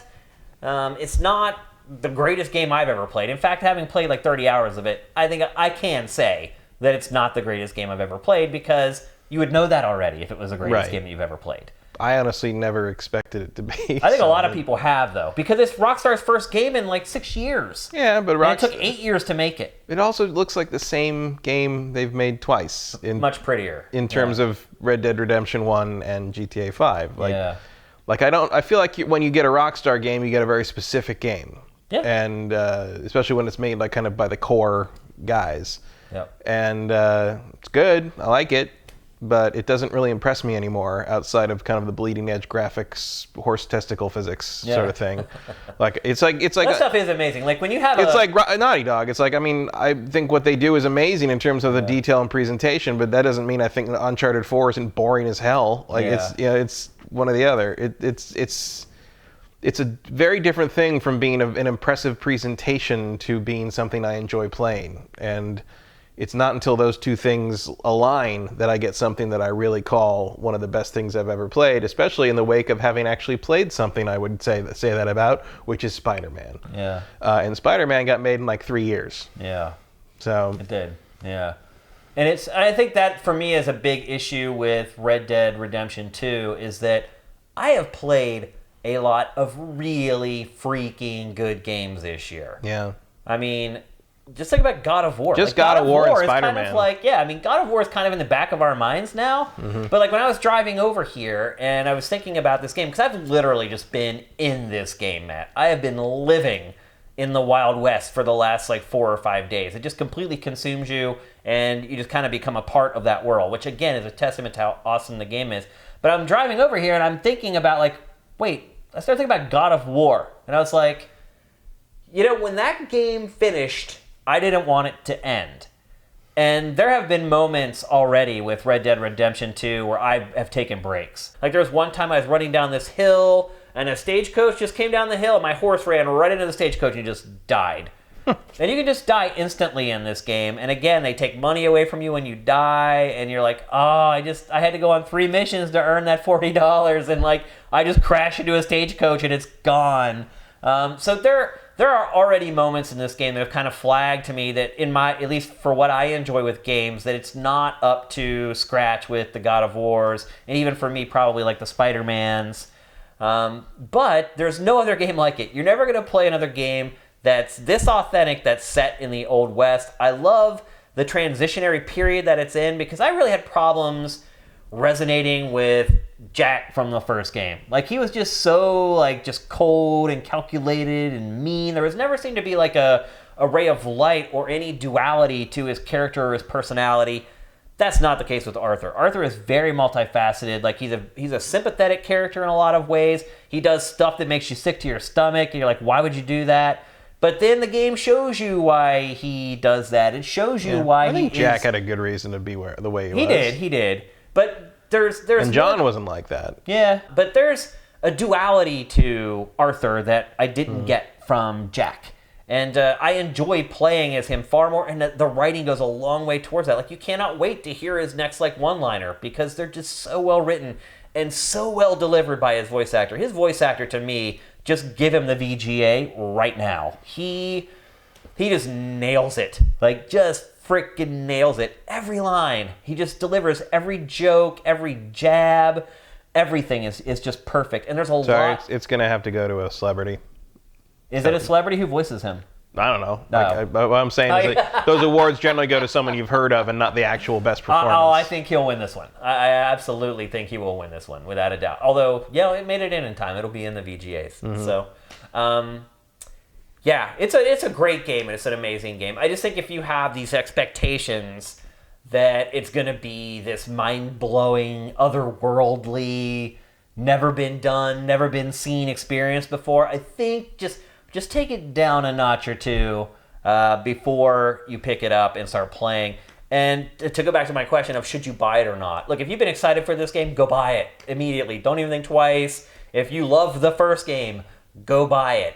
If you're like me and the first game didn't resonate with you that much, like I don't think I ever finished the first one. I probably put 20 hours into it or something like that, and finally hit one of those spots like there are in this game where things just got kind of dull and boring, and I never went back. I enjoyed this game It's called a lot. Mexico. Yeah. I enjoyed this game a lot more. Although I have to say, one of the reasons I played it again when it hit backwards compatibility on Xbox was like, I got to play it again and power my way through Mexico. But by the time I got to Mexico, I knew how to fast travel this time. Right. And that really changes that, because otherwise it's just back and forth for hours down in that southern part of the map. You know what I'm talking about. And like you're just riding miles but and miles then at a time. once I found the fast travel, it cut that in half or more. This game, So, in honesty, this game would be vastly improved with a normal fast travel system, where once I visit a town, I can fast travel to that town whenever I want to. I have no idea why they wouldn't allow you to do it. I don't know if their engine just isn't built to handle it, but... No, that sounds like it's standard Rockstar choice, where it's just like, we're going to make you live in our world. But I'll say this, like, the work that has gone into this game, the craftsmanship that shows. Like... Just the first scene those with black the bars and those black bars top and bottom really sell the cinematic. That is the dumbest damn thing. It actually does. Well, I know what they're after, but I think it's stupid to do it in a video game, because like CinemaScope. I mean, if your rest of your game is in CinemaScope, why are you using CinemaScope for the cutscenes? Well, I'll say this though. It does kind of let you know that you're not in control anymore, because the cinemas are all real time and show your actual character model and your actual horse. And everybody else, the way they are in the game, it can be hard to tell when it's going from game to cinematic. Of all the things in that article about the Rockstar Crunch stuff, that is to me the thing that pissed me off the most, because just as a film person, because the idea that you don't know what aspect ratio you want to shoot your damn movie in until after you've already shot it is pathetic. That's not good. It's not good planning. And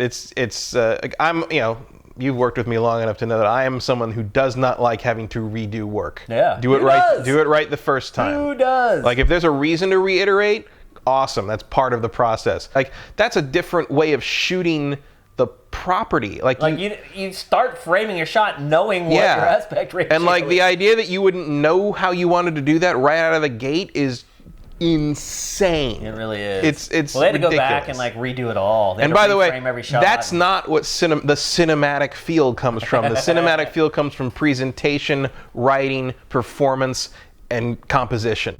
But you should know that right from the get-go. You should know that week 1, not year 7. Right. Like, you'd be out of the film industry if you did that on a movie. You would. Like, that's amazing. You'd never be to me. Hired again.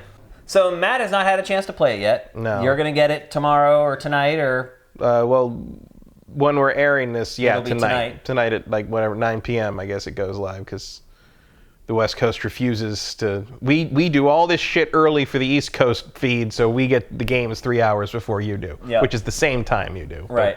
We ain't waiting until midnight, people. Come on. Yep. So we'll be back on Tuesday with the next episode of GameFace. You only have to wait 4 or 5 more days for us to come back with another show. And Matt will have played a huge chunk, I'm sure. I wouldn't even be surprised if you have finished it by then. I move more methodically than that. Well, you'll have I want to play Friday, Saturday, Sunday. You have 4 days. Yeah, but I also want to play Thronebreaker. Right.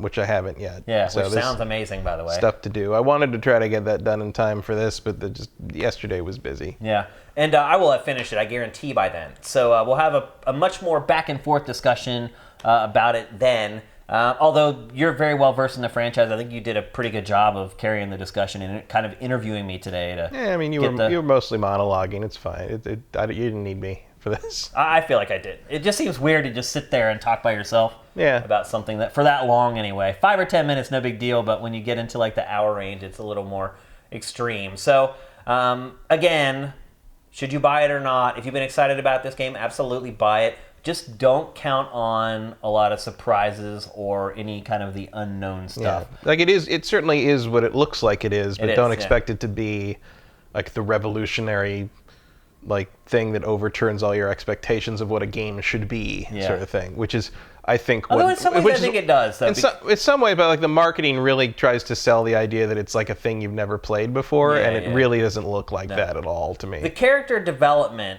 I mean, when you first meet this gang, you're just like, oh my god, what a bunch of scoundrels and just terrible people and a bunch of hooligans and scalawags. But over time, you start to find soft spots in your heart for almost every single character in the game. They're just so well developed, so well written, so multifaceted. It might be the best video game story ever told, outside of maybe some of the really hardcore like text RPGs and stuff like that, where story is kind of the only thing. Yeah, I don't know how action game.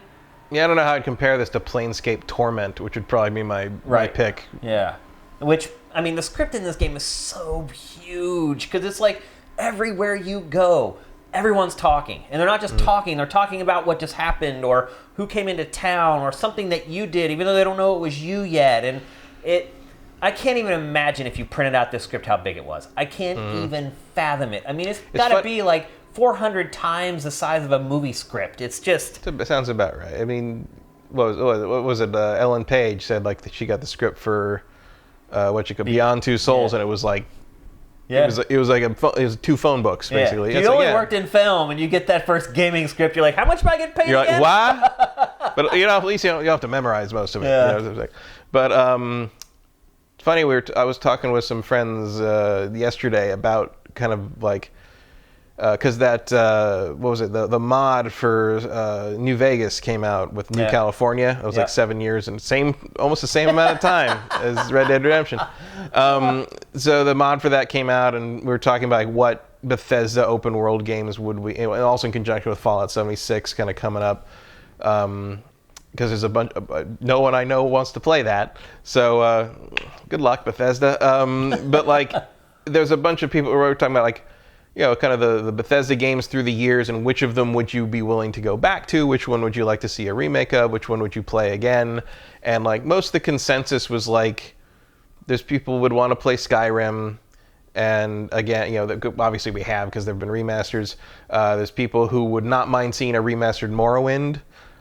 Most people like kind of were like, that one to me seems to be the one that stands out. Yeah, people like, I don't know if I ever need to play Oblivion or Fallout 3 again. Yeah.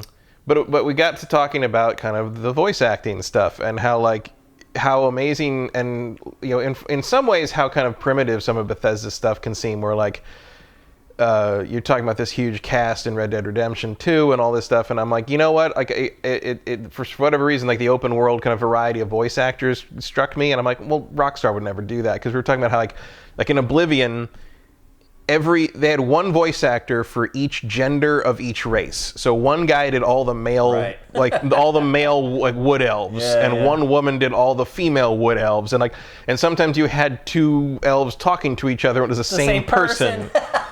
And Skyrim does that better, but it's still like you still look up Skyrim and like there's 7 or 8 voice actors that have like 40 roles listed on IMDb for like that one game, and it's like.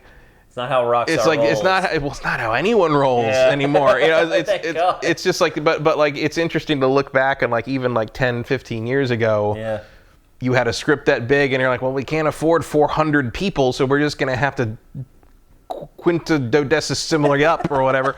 And nowadays it's like, yeah, you really can do casts of that size and scope, especially when you're Rockstar. And your game's going to sell like 80 million copies or whatever. But like you see, like AC Odyssey doesn't double up too often, and it got, because like the speculation was like how many, how much money did they save on Fallout 76 without having to hire the same 7 people to do all 400 NPCs, because there's no NPCs in the game, right? They just needed a bunch of super mutants to scream and a bunch of bandits to go, "Arr!" Right, yeah. But we're talking about, it's like, Starfield, is Starfield going to have, that same wood elf guy doing like all the beta reticulans or something?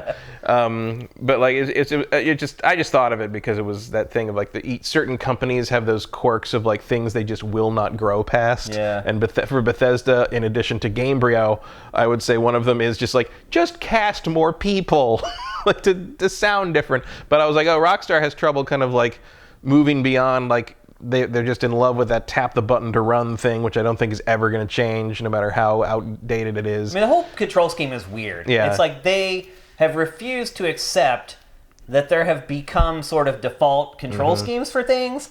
It's like, no, we know all of you guys use this button for this, but that's not how we've done it. Yeah. So you're still going to jump with the square button. The jump is still going to do that weird sort of half lung jump maneuver that doesn't actually get you anywhere, but you can't actually jump up on anything. Yeah. But at least you pressed it and you did something, and it made you feel like something happened. It's in there. But it's like it's funny to me that whereas Bethesda skimps on that, and then Rockstar doesn't skimp on that kind of thing at all. Nope.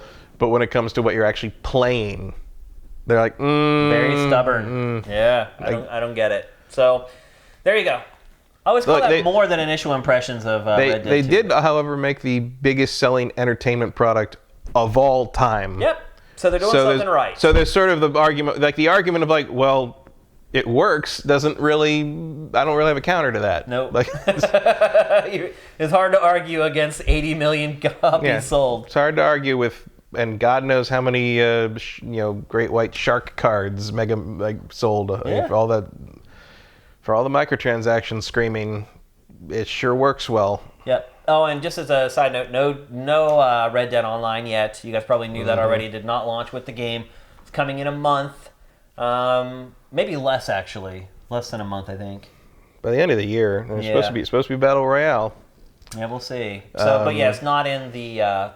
If you were thinking maybe it'll be a surprise, no, it's not there. What do you think about the, I don't even know what to call it, conspiracy theory or crazy rumor that people have come, because when the map leaked a couple of days ago, suddenly this on Twitter and forums people were saying there must be a remaster of Red Dead Redemption 1 in there, and that's why they never remastered it or re-released it, was because the whole map of the first game is in there. So they just remade the first game in Red Dead Redemption 2 as a bonus, which to me strikes me as one of the craziest things anyone has ever. That's why it took 8 years, Matt. Yeah, they had to remake the first game in a totally different engine with no overlapping code. That's clearly something they did instead of just making Red Dead Redemption Online stuff to make free money for 4 years. I've seen nothing to suggest that there's even a modicum of truth to that. Yeah, I don't. Wow. Yeah. I don't. I think people just want to come up with exciting stuff to talk about sometimes. I mean, that would be cool, but it would also be cool if the game, I don't know, did my laundry. Right. I don't know what. I guess Made me dinner. As long as we're talking about stuff that's not going to happen. Let's just shoot for the stars. All right, so I don't want to say those are initial impressions because I have spent a ton of time with this game. So we'll wrap it all up on Tuesday with a more normal episode of GameFace, but wanted to get this out to you guys before you had to decide whether to buy it or not, and right at the embargo break, so that's what we've done. We do have a trailer of the week for this episode, though, because we still need that way to segue from the show into the Q&A. So a reason for you guys to follow us on Twitter at SIFTD Games. Whenever we do shows like this, we ask for questions from our Twitter feed, and that's exactly what we did, so we'll get to those. But first, we have a trailer of the week for the Atari Retro. Matt, have you checked this out yet? Nope. So it's yet another retro-themed micro console, a little mini console, and there's two versions of this, actually. But it's a mini console that has a bunch of games on it. You can go buy it over the holidays. Let's roll it.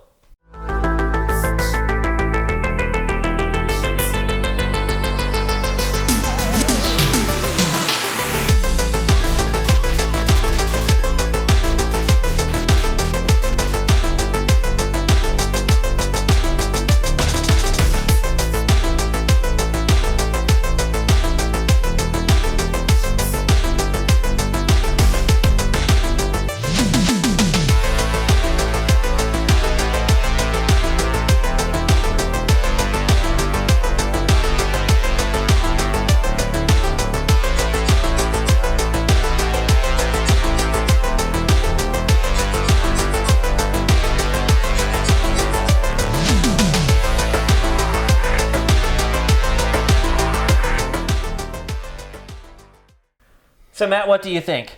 Could not possibly care less about Atari 2600 games. You know, Tommy Tallarico is behind like an Intellivision one. The Amico. Yeah. I saw that. That thing looks like a diabetes, like blood sugar testing machine. Yeah. Like it's. I just feel like both Atari and Intellivision, those games are so crude. They're just not. Yeah, great to be I have repackaged. slightly more interest in the Intellivision just because it's less overplayed and the graphics. That's called what, the Amica? The Amico. Amico, I think. yeah. It's not as overplayed, and there was some stuff on the Intellivision I liked a lot and haven't really played because like the Atari 2600 stuff hasn't exactly vanished. No, right. Over the years, it's hard to find. You can I buy all their don't. carts for like 25 cents. I just can't think of a whole lot of stuff on Atari 2600 that doesn't have like.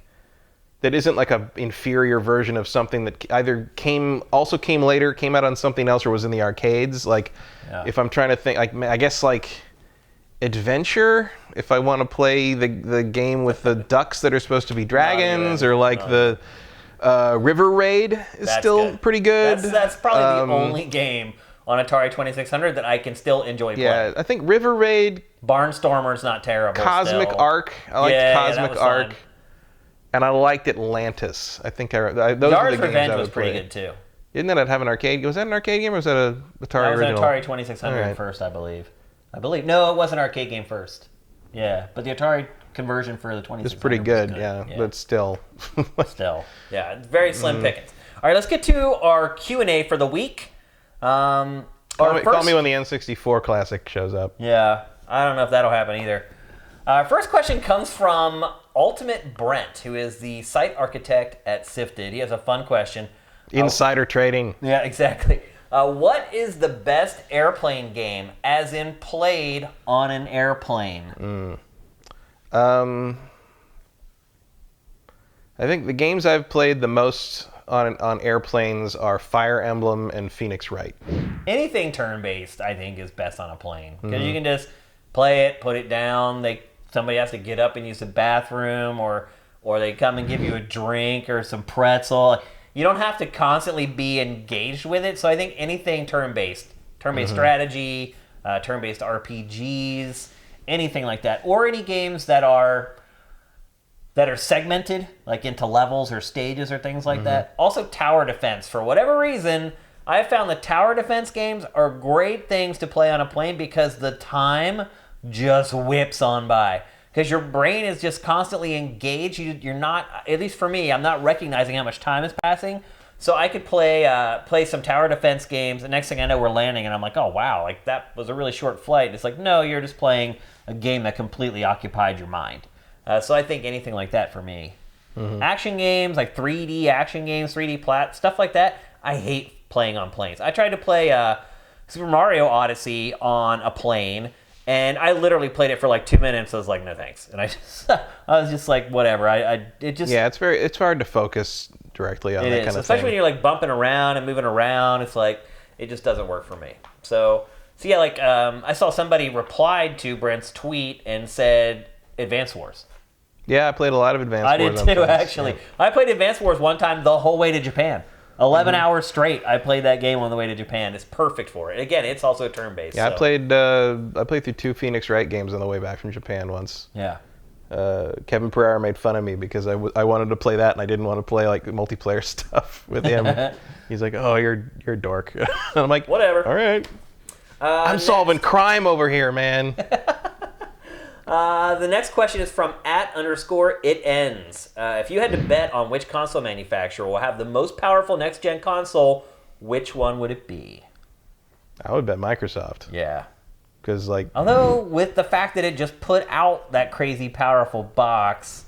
Yeah, well, the next one will probably be a little later than the next PlayStation. It'll be a little more powerful. Yeah. And Microsoft knows that it made a huge mistake. It made a huge mistake, and B, it's one of the places it's strong. That worked out pretty well for them. If backwards compatibility is really a strategy going forward, they're going to need something beefy to handle, like the Xbox One backwards compatibility. Yeah. It's probably just all the same scalable hardware or whatever. But I think, especially in the light of how powerful the Xbox One X is, the next Xbox is going to have to be a pretty monstrous machine. Yeah, I don't see any way Microsoft allows Sony's console to be more powerful in Generation 9. I could see parity, but I don't see any way. I think if Microsoft were to find out that Sony's console was going to be more powerful than it would delay its console. I don't think it would put it out if it was going to come in underpowered again. So yeah, I think the PlayStation's going to be out long before the next. And Nintendo's not even in the discussion for this. Yeah, so. Nintendo's a different beast altogether. Next one from at NeoJD. Just want to hear your thoughts on the latest Jason Schreier article, update on the Rockstar work situation. We talked about this a little bit. Yeah, I mean, you know my feelings on black bars in year 7. I don't know, it's gross. Synopsis. The story's on SIFTD. It's been curated. Quick synopsis. Red Dead was delayed a couple times internally before it was ever delayed publicly. Thus the eight year. And then the very last delay was for what Matt and I were talking about earlier, adding black bars to make the cutscenes seem more cinematic. That was an 8-month delay for that. Is that right? Extra 8 months. Yeah. And there was a whole thing about like the QA, one of the QA departments, QA studios. Really, it's a whole team that's just QA for like a whole building or something, I think. But they were basically on like 100-hour-a-week crunch time, and like this week they sent out a thing that basically said, "Oh, that's all optional, by the way," which is. Many employees reported to Jason that like that's not what the email said before this week. Yeah, you can leave whenever you want, but you're going to get the stink eye when you walk out, and you're probably going to be fired when we don't need you anymore. And if you aren't with the company when the game ships, you don't get your name in the credits. Which I knew that. I knew that was really a thing. Dirty. I'd heard that. I definitely heard that before. I think with Red Dead 2, they finally changed that policy. Because I know I've heard that before. It's one of those things that have been flying around the industry for a while. I mean, the other thing I would say about this is, look, if you're a salaried employee, and I had been a salaried employee for 15 years straight or whatever before I started SIFTD, and you work overtime for free. That's just the way it is. Like, you technically are getting paid for your 40-hour work week, but, at GT, I worked 70, 80-hour weeks. Every week, but it depends. Yeah, but it depends what you're doing. I mean, if you're salaried at a certain level and you're getting kind of some options out of it, or you're one of the top creative people like steering the ship, that's one thing. But if we're talking about coders and programmers, like I compare everything to movies, but like comparing it to movies, it's like like if you're a producer or a director or a writer or even the writer, like. You're working long hours. You're there in the middle of the night. Those production offices sometimes in the middle of production the lights never turn off because there's always somebody there. Yeah. But if you're one of the people who's like building the set or moving the wires or running the audio, if you're one of the crew, you are there you have a union. You have overtime. You have mandatory break. Like the people who are not the ones who will financially and career-wise like directly benefit from the creative process of this product, that side of the crew is very strictly union controlled and very strictly paid for the hours they work. And I think that's a better analog to programmers and developers in the trenches of a game development studio. I mean, look, when I started at GameSpot, my starting salary was $35K a year in the most expensive city in the United States. And I worked 70, 80 hours every week. It's just the way it is. I hate to say it. It's not how it should be, though. No, it's not how it does. It's not how it has to be. Would I have loved to get paid for those hours? I would have made double what I was making at GameSpot. Absolutely. But I think I think for me and also for a lot of developers I've talked to, it's not even so much I want to get paid overtime for those extra hours. It's I don't want to work the hours. I don't want to work the hours. I want to go home and have a life and not be fired when I come back because I felt like I wanted to go home at 6. Right. Yeah. And like I think that's entirely reasonable. I do think you will see like the union situation, and people talk about if it happens anywhere, first it will happen at Ubisoft because they're so underpaid. Well, no, because Ubisoft's one of the best places. They're going to be not for pay. Not for pay, but for like living conditions and work-life balance. Ubisoft is generally considered. Which is probably also consequently why they're also one of the lowest paying major publishers in the industry. But especially in terms of kind of like bonus stuff and all that. But like in terms of stability and work-life balance, they're considered one of the best. Yeah. And the reason I think unionization or something equivalent to it could happen there first is because they wouldn't have to make a whole lot of changes. I think the root of the problem is that a lot of times, even pointing back to working at GameSpot, a lot of times these are jobs that a lot of people want. Yeah. And it's very easy, and they didn't have to tell me this at GameSpot. You just know it. It's like if I won't do this, somebody else will. And so you can whine and say, "Oh, you're overworking me. You're not paying me for my hours." So you'd be like, "All right, you're right. We are. See you later." And so I think it comes down to how much do you want the job? Do you want the job? Because that kind of is the job. I mean, working in games media, no one's going to feel sorry for you working 70 or 80 hours a week every week if you're a games journalist. You're like, "Oh, you're sitting around playing games." It's not like that, but that's the perception. Just like making games. No one's going to feel sorry. Somebody who is just coming out of Full Sail University is not going to feel bad for the people working on Red Dead Redemption 2 because they're like, "I want this so bad.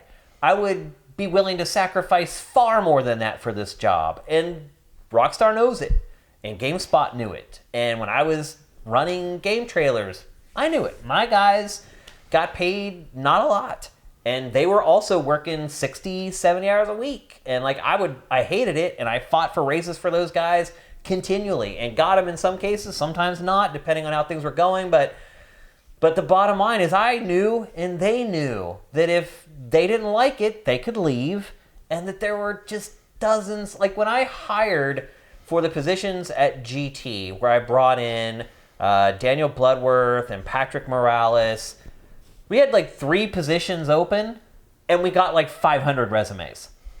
I mean, when that happens, at a certain point, And when that happens, it's okay to mistreat employees and that's not bow, what I was bow down saying to the at all. altar of unfettered capitalism, exploiting workers for the benefit of things that they'll never see the benefits of. Like that's not I did not say it was just because right, that's Matt. how it used to be, and I've certainly worked my share of those long 80-hour weeks. Like it was bullshit. It is. Like it shouldn't be like I'm that. doing it right now, Matt.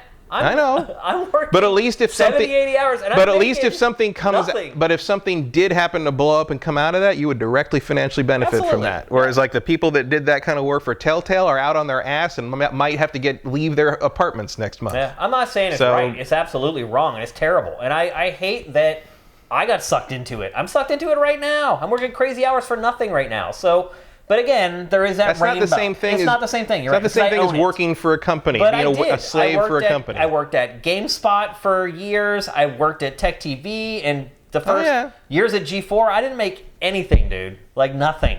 So we've done it, and we know why we did it. It's because we really wanted the job. It's a highly desirable job. I don't care. That a lot of people want. But I don't care about any of that. Everybody knows. Everyone knows work sucks. Everyone knows that has to take that long, and you put in all these hours and don't get anything out of it. But like I'm saying, like just because it happened to me and I did it doesn't mean I want it to happen to anybody else. I agree. But here's what I would also say is if that were the case, if you had those jobs and you made that pay, and you made that pay for just 40 hours a week, we probably never would have got those jobs. Because then you have the people who are finishing in the top 3 percentile at their university wanting those jobs. And the truth of the matter is it would increase competition, and it would be much harder for other people to get the jobs in the first place. So I agree with you. It's awful. I wish I got paid for the hours I worked at GameSpot. I can't even imagine. I would have like tripled my freaking salary there. But unfortunately, it's just not the way it works. And particularly when you talk about highly desirable positions that other people literally, there are some people out there that would kill to have some of the jobs that we've had, to have a job working on Red Dead Redemption 2. And it's just a simple case of supply and demand. And until that supply and demand quotient somehow gets leveled out, the publishers are not going to stop doing it. Well, we'll see. We will. Because at a certain point, you have to stop doing that to people. Where is that inflection point, that break point? Yeah. And like, I was hoping, I don't know if it's even happened or if there's anything like it on the horizon, but I was hoping that the rise of the indie scene would make it so that at least if people want to bust their ass and ruin their lives to make a video game, they can make their own. Yeah. And they can make a game that's going to directly financially benefit them instead of Take-Two Interactive. Yeah. Because like all the people that worked all that time and don't work there anymore, what did they get out of it? They got a Rockstar game on their resume, which is not nothing. It's a big deal, yeah. But like, still, they did that so they could go do that to themselves again somewhere else. But probably get paid a little more money. Maybe, but it's like it's ridiculous and it's bullshit, and frankly, like sometimes you do something, you play stuff like this game and you're like, where'd it go? Somebody worked 8 years worth. 8 years worth of stuff, and I'm still tapping the X to run. Like, I'm still doing these things. The jump still looks weird and doesn't work right. Like, what happened? What have you been doing? Did you really work these guys that hard just to remove everybody in the cutscene so it looked good with the black bars on the top and bottom? Because that is hilariously stupid. Crazy. Let's move on. Next question from Stefan Swanland. I recently remembered a game called, and I'll probably pronounce this incorrectly, Megakure, which when it was first shown looked simply amazing, but disappeared many years with no news, and now it's looking like it's probably coming out early next year.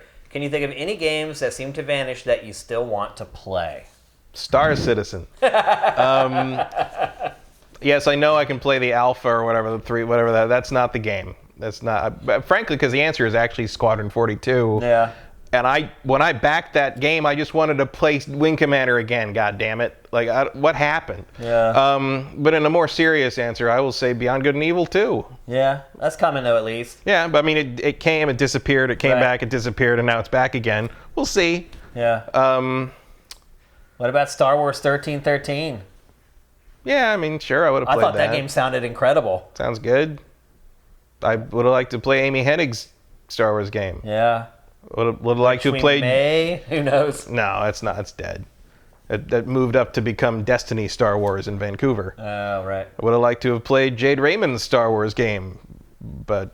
That may come out. Well, whatever comes out will not be her Star Wars game because she didn't finish working on it. I'm sure it will be, thrown through the creative lenses of other people. Who just left, by the way? Have we talked about that yet?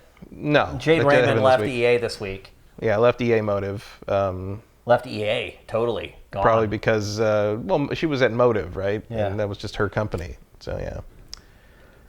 I'm guessing she left for a lot of the same reasons that Amy Hennig left. Yeah, I'm imagining being... They're just not a match for games as a service. That's just not what they create. Well, and also, I'm sure, they're also not a match for the inability to get a game out in 3 years. It's like games as a service is one thing, but it's like just the drastic and ridiculous mishandling of the Star Wars license is... I mean, if I was her hip deep in the bullshit, like trying to get a frickin' Star Wars game made up against the gears of this massive organization that can't seem to figure out where anything should be or whatever anything should be in terms of this license that should be this. I mean, LucasArts used to put out 4 of these damn things a year, like in the 90s and the early 2000s. It was a bam, bam, bam. What's the popular genre right now? Let's make a Star Wars version of that. Go. Yeah. Like, how in the world have we gotten 2 Star Wars games in 6 years? Dude, it's so crazy. Like, that should be the easiest thing in the world to... I mean, even if the games aren't any good, like... It should still be easy to make. Still be easy to make. All those assets, like, lying around. Anything. Just go over and, like, beg frickin' Telltale or Traveler's Tales to make you a Lego Star Wars game again or something. Like, just get content in the pipeline. My God. It's bad. Like, so I have a very hard time blaming her for wanting to go make something that A, is hers, and B, comes out. Yeah, someday. Those are really the 2 things you'd want as the head of a game studio, is a thing that's yours and a thing that exists. Well, she also signed up for one job. Yeah. And then basically a whole other job was just dumped on her. Yeah. I mean, she basically was then tasked with doing Amy Hennig's job. Right. And I also... They're like, oh, Amy's gone, we'll just have Jade do it. Like, no, you brought her here to start Motive, not run like your entire wing of Star Wars content. I also feel like, same thing with Amy Hennig. It's like, these people they're on the inside. They know what's happening better than any of us probably ever will, because they are privy to all these things.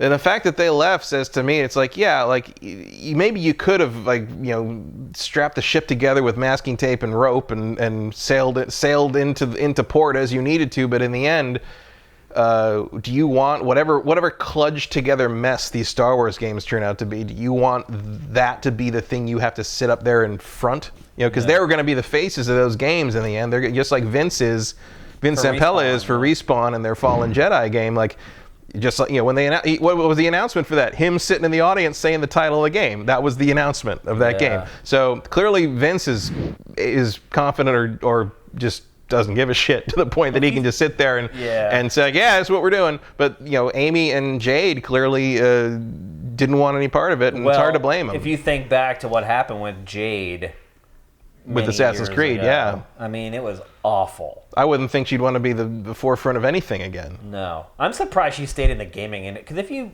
meet Jade and kind of get to know her, like, what happened to her is just like oil and water. It's like if you know her and then you realize what she went through, you're just like, how? Like, how could somebody do that to you? Because they don't know her, obviously, and they just were looking at her. Also because she's a woman. Oh, she's attractive, and so that just means I can say whatever I want. Like, I am shocked she ever even stayed in games after that, because knowing her personality and the way she is, I'm sure it was just devastating. Oh, right, but the other facet of her personality is that she loves games. She does, yep. And she's really good at it. She is, yeah, so absolutely. I don't know her particularly well, but I got the impression that it's kind of a calling to her. So it doesn't surprise me she stayed in games, even though she went through some horrible shit. But just because it's you love what you love. Yeah, and have thick skin to work in this industry. Oh, absolutely. Man. Well, especially if you're a woman, and especially if you get pushed up there in front of the cameras to be like the face of something, like she was with Assassin's Creed, and Ubisoft just wasn't thinking about what that was going to mean in the end. And I'm sure Jade wasn't either. She was just like excited about the opportunity and like you don't really know until you know. Until you have to deal with the dregs of our community. It's people can talk to you about it all they want until you actually deal with it. It's a whole another level, as people say. Screen fan mail for a major publication for a few years. Yes. You'll see some stuff. It is. I could tell you stories, but I don't think I'm allowed to on some of them. Exactly. Like there was, basically like there was a certain level of email that you just forwarded to legal. Oh yeah. Like it was, and you didn't mess around with it. You just sent it straight on. Standards and practices on legal and let them handle it. So that's it for GameFace episode 145. Our only episode ever that was concentrated on one game, and it probably will be the last. Unless maybe GTA 6 comes out someday. Depending on the future NDA timings, basically. But the way it worked out, we wanted to make sure we got it out to you guys when it had a lot of value before you had to pull the trigger on making a purchase. I think for the vast majority of you, you'll be totally fine buying Red Dead Redemption 2, and some of you are going to absolutely love it. And we'll be back on Tuesday when I tell you why Shane is wrong about everything he said today. That's the beauty of it. So with that, GameFace 145 is up and out.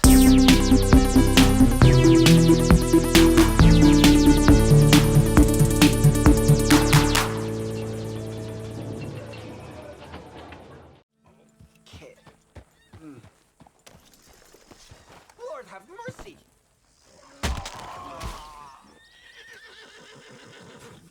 Shit.